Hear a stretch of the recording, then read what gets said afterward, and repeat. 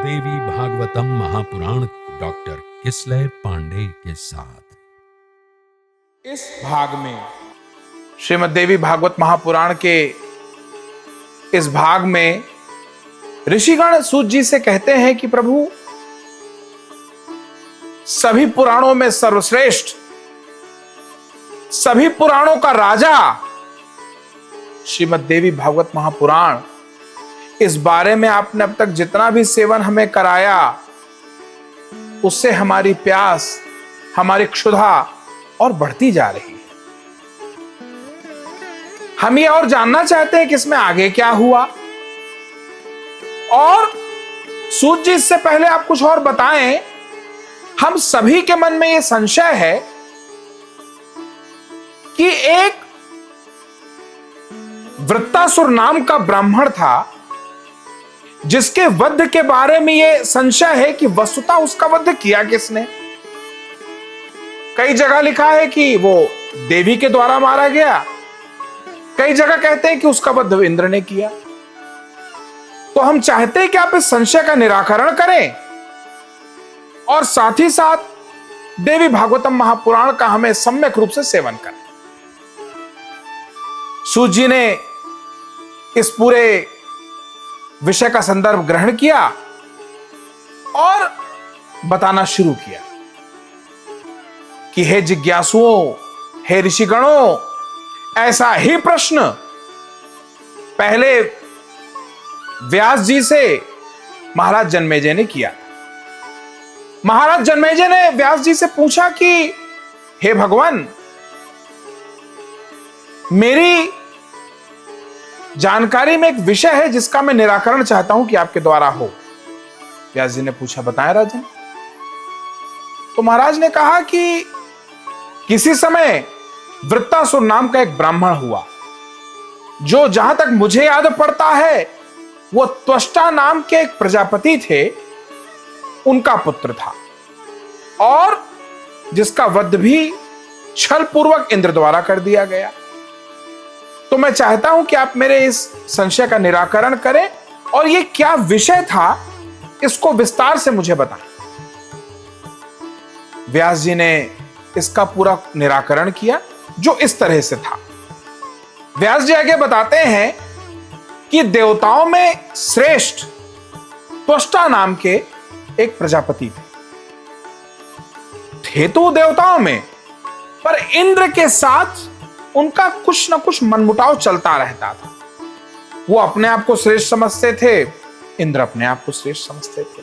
दोनों एक से बढ़कर एक थे, दोनों परम विद्वान थे, दोनों अत्यंत ज्ञान के धनी थे, पर जाने अनजाने किसी तरह दोनों में हर एक अजीब सा वैर और मनमुटाव रहता था।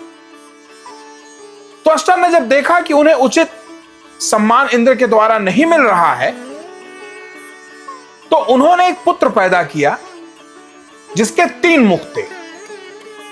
उसका नाम पड़ा त्रिशिरा। त्रिशिरा के बारे में राजन ये विख्यात था कि वो एक मुख से वेदों का अध्ययन करता था, दूसरे मुख से मधुपान करता था, और तीसरे मुख से वो हर दिशा का निरीक्षण करता। इस महान प्रतिभा का धनी त्रिशिरा एक बार देवयोग से तपस्या का निर्णय किया और उसने एक कठिन तपस्या आरंभ की। हर प्रकार के अहंकार से दूर, हर प्रकार की वासना, लिप्सा, हर प्रकार के विकार से दूर, त्रिशिरा परम सिद्ध और अत्यंत मृदुभाषी ब्राह्मण था। उसने हर प्रकार से श्रेष्ठ जतन करके उसने बड़ी ही उत्तम प्रकार की तपस्या शुरू की। उस तपस्या का प्रताप यह था कि इंद्र ने तत्काल उसकी तपस्या का संज्ञान ले लिया।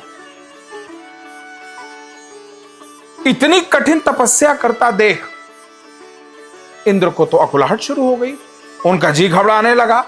उनका तो मतलब ना उनको ठोर ना कोई उनका ठिकाना। वो बहुत परेशान हो गए।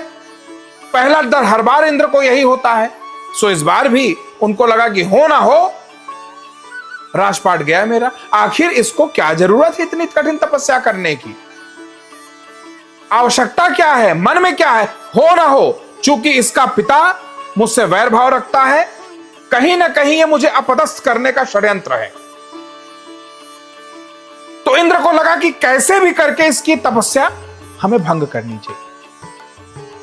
तो पहला प्रहार इंद्र ने अपना किया कि उन्होंने स्वर्ग की जो सर्वोत्तम अप्सराएं थी उन्हें रवाना किया कि जाइए और त्रिशरा की तपस्या भंग करिए। तो जो उत्कृष्टतम सुंदरता की स्वामिनियां थी वो सब पहुंचती ही त्रिशरा के सामने और तरह तरह से त्रिशरा को लुभाने का प्रयास करती हैं। त्रिशरा त्रिशरा थे, उन्हें फर्क ही नहीं पड़ा, उन्होंने किसी चीज का संज्ञान ही नहीं लिया, अनवरत उनकी तपस्या चालू रही। अब जब सभी लोगों ने देखा कि इंद्र के इस प्रहार का असर त्रिशरा पे हुआ ही नहीं, तो विषय और गंभीर हो गया कि ये तो वास्तव में अत्यंत, जितना दिख रहा है तो उससे भी ज्यादा गूढ़ तपस्या हो रही, इसने तो संज्ञान तक नहीं लिया। तो अंततोगत्वा इंद्र स्वयं आए, उन्होंने निरीक्षण किया, कई प्रकार के मनोभाव उनके मन में आए, पर अंत में इंद्र ने यह निर्णय लिया कि अब त्रिशरा का वध करना चाहिए। उन्होंने उठाया अपना वज्र और त्रिशरा को मार गिराया।